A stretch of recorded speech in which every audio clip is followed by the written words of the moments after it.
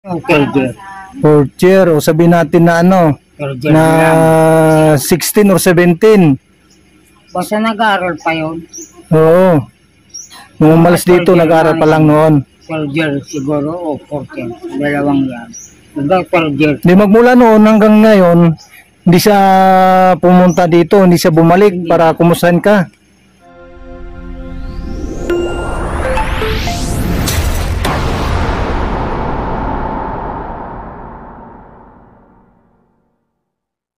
A few inches later.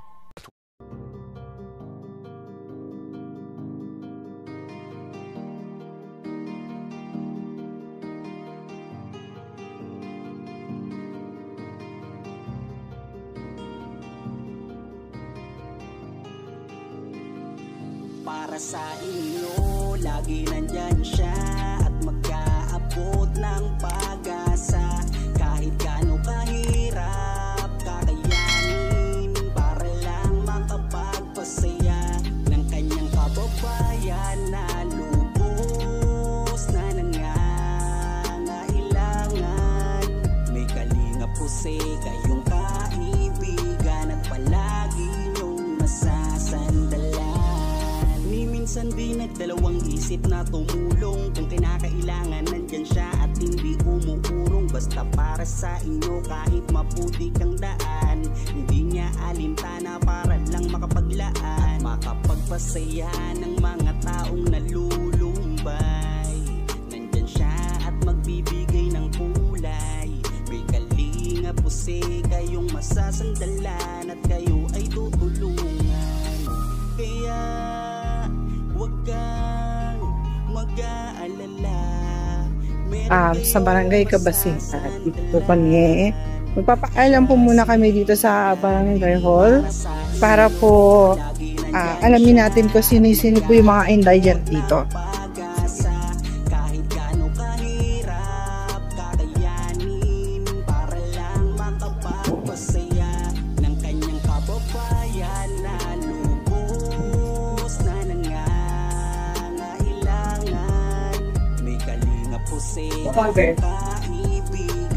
So yun nga po, nandito nga po kami sa sa barangay ng Cabasi.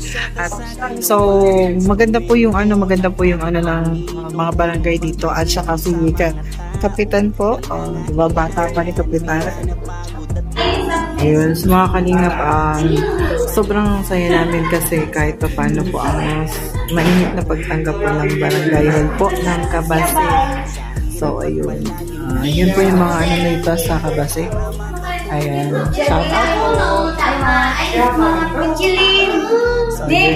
So ang iba po kasi mga barangay ay talagang mainit yung pagtanggap po ng Team Kalingap dito. So ito po si Kapitan. Ayan, si Kapitan. Kapitan, ano po pangalan mo? Ano po pangalan? Candy Bag. Yan po yung Kapitan po ng Cabasi.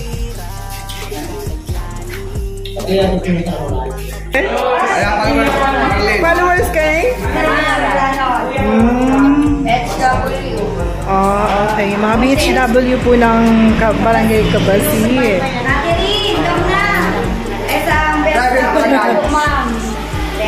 Wala pa po yung namin, midwan. Tayo ang rarampa. Rarampa tayo. Kap, thank you so much po. Thank you so much po, mga kagawad. Thank you so much po. Thank you. Let's go. Makadrive tayo. Ayan. So, yun po yung mga kasama pa namin. Nararampa. Ate na si Sir. Ayan. Rarampa kami. Maglalakad na lang tayo o mag-motor? Lalakad na lang po tayo kasi wala tayo masakyan. Sige. Maglalakad lang pala. Ay, lista nung ipununta. Dapat, sa mamangkin ko. Ayan, dito na nga tayo. Behendas na ako. Punta po kami sa barangay. So ayan, mga kalingap, dito na tayo. Ayun, kilala muna tayo. Anong pangalan mo? PNS po, Maalin na lang.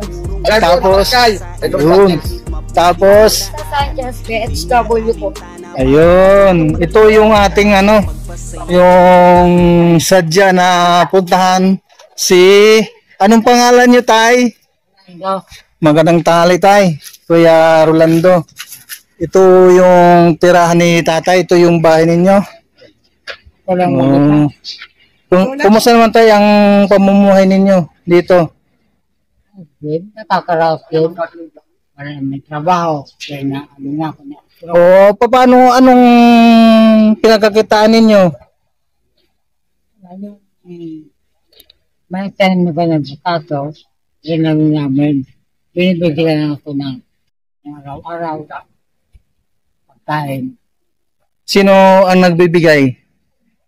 Si Jeric, hindi naman araw-araw. No. Sa sambal lang.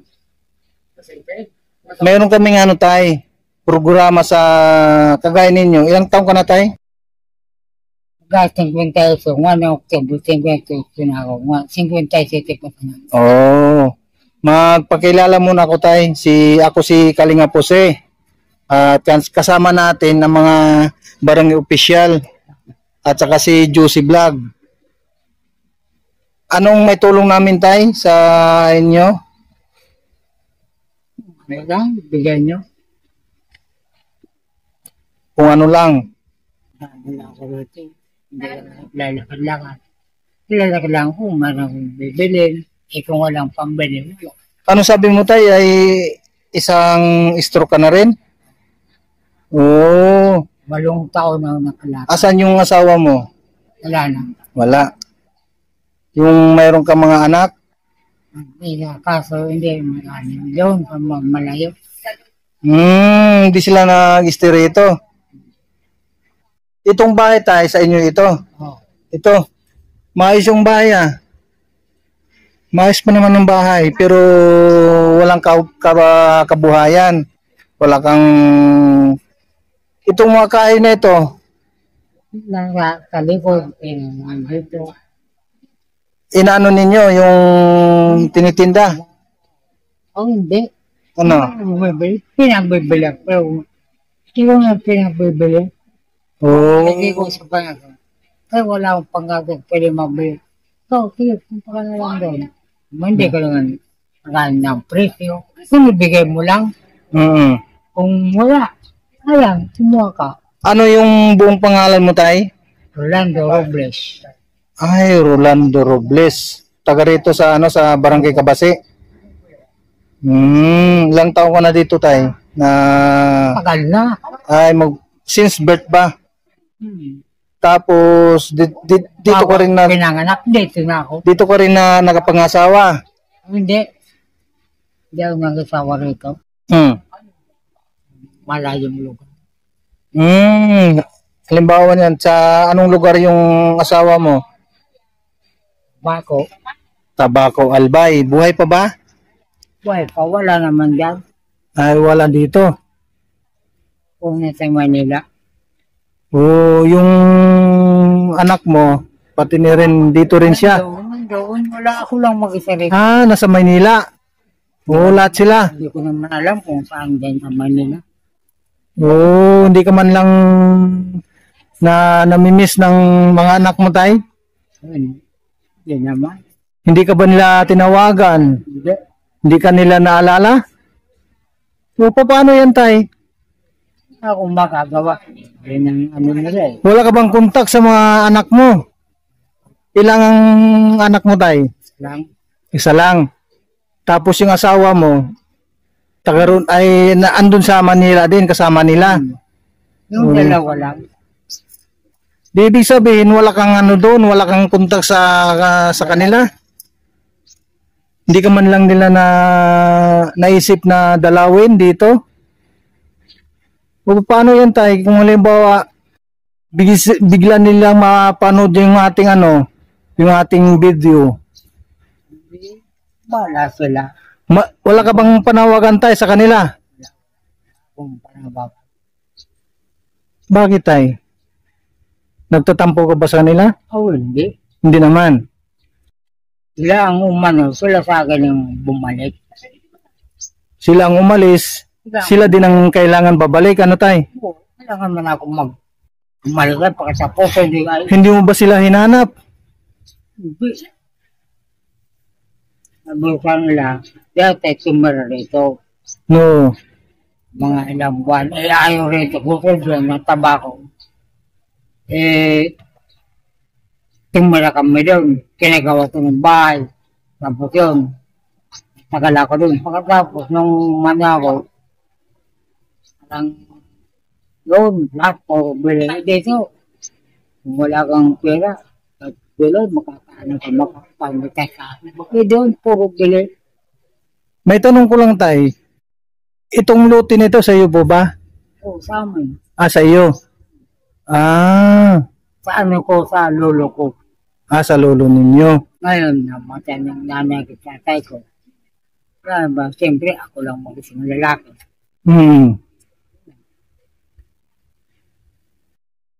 Grabe naman.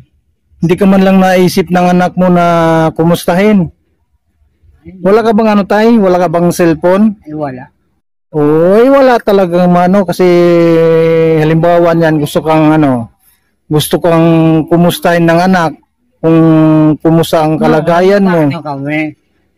Ngayon, nung nag-ano na, wala. Oo. Hindi naman kami nag-aaway. Puro sang, pero ayaw mo sa amin, kung mawala yung nanay ko, ako lang lalaki, sinititira sa amin. Sabi ko. Tapos, kung ayaw mo doon, ako uuwi. Kung gusto mong pumunta sa akin, nandun lang ako. Pero alam ng anak mo tay na dito ka nakatira. Nung umalis siya dito, ilang taon na yon yung anak mo? Ano pa lang, nasa mga 4 na. 4 siguro yun, 3 4 o sabihin natin na na 16 or 17. Basta nag-aaral pa yun. Oo. Nung umalis dito, nag-aaral pa lang noon. 4 siguro o 14. Dalawang yan. Hanggang 4 Di magmula noon hanggang ngayon, hindi siya pumunta dito, hindi siya bumalik para kumustahin ka. Grabe naman. Hindi man lang na nakaalala sa sa sitwasyon mo. Hindi ka man lang kinukumusta sa mga kapitbahay. Hindi man lang siya na nakipag coordinate sa mga kapitbahay para malaman kung sino yung mayroong cellphone para kumustahin ka. Hindi nag-ano sa mga kapitbahay. Hindi na malapit. Yung anak mo? Ano yung babae, lalaki? Wala, babae. Babae. Oo. Babae pa naman. Tapos hindi man lang na nakaisip na kumustahin ka. Umuwi ka na? Nag-iisang anak yun?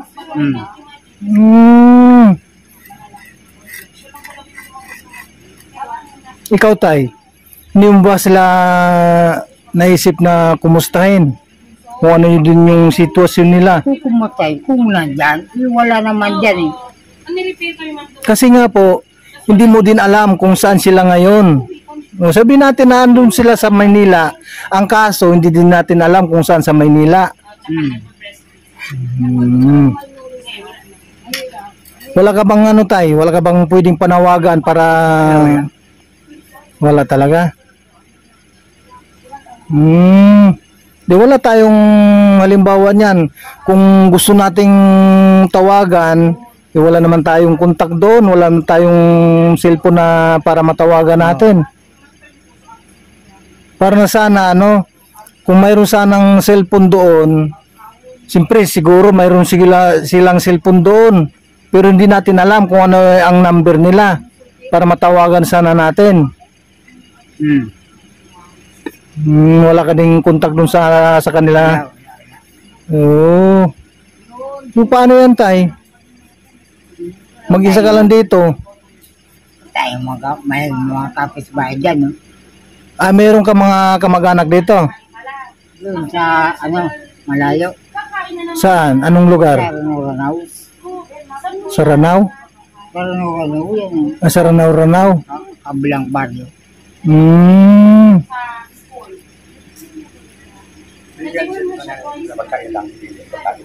Ha. Kaya nga, yung ang gusto ni tatay, yung ano lang, yung pagkain. Kahit ano ba sa kung ano ibigay. Tay, itong video natin, tay, maraming mga manonood. Ngayon, mayroon ka bang gustong ihiling sa kanila para matugunan ang pangangailangan mo dito? At anong ihiling mo sa kanila? Maalala, kahit ano. Kahit ano, basta kung ano yung darating, yun ang tatanggapin. Tatanggapin. Oh, sige po tay ha. Halimbawa tay sa pagbalik namin, mayroon kaming dalang kahit ano, basta kung ano yung madadala namin, yun ang ating pasalamatan na tay. Sige po na tay. At alisin muna kami at mayroon pa kaming ibang pupuntahan ha. Basta ano tay, kung halimbawa mayroong yung anak mo or asawa mo na pupunta dito, Matagal na po. matagal na hindi talaga pumupunta dito. Sige tay. Oh, hanggang ganun lang muna ha. At sa pagbalik namin, baka sakaling mayroong po tayong pwedeng itulong na madala. Oh. So ayan po mga kalingap, mga kapatid. At yun po ang panawagan ni tatay kung ano lang ang kanyang kaganyan. Halimbawa mayroon tayong madala, kung halimbawa kung ano yung madala natin, yun po ang sabi niya ay pasasalamatan niya. Yan po, maraming salamat po sa lahat sa grupo ng Team Kalingap. Maraming salamat po kay Kuya Bal Santos Matubang, Ate Edna Vlogs and Kalingap Rob. Maraming salamat sa lahat, kay Ate Dul Dumundon, kay Ate Inday PB, at sa lahat ng mga sponsor. Maraming salamat po sa inyo lahat. Kay Ate Virtus Woman, kay Ate Diwaw, kay Ate Bibri. Maraming salamat po. God bless. Mabuhay po ang Team Kalingap. Bye-bye po. God bless.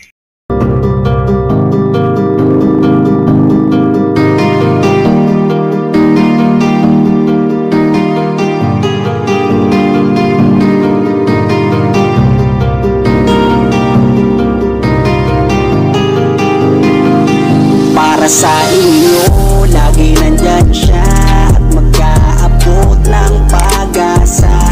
Kahit gano'ng kahirap, kakayanin para lang makapagpasaya ng kanyang kababayan na lubos na nangangailangan.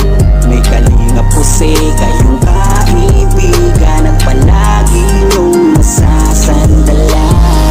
Minsan di nagdalawang isip na tumulong, kung kinakailangan nandyan siya at hindi umuurong. Basta para sa inyo kahit maputi kang daan, hindi niya alintana para lang makapaglaan, makapagpasaya ng mga taong nalulumbay. Nandyan siya at magbibigay ng kulay. May kalinga po kayong masasandalan at kayo ay tutulungan.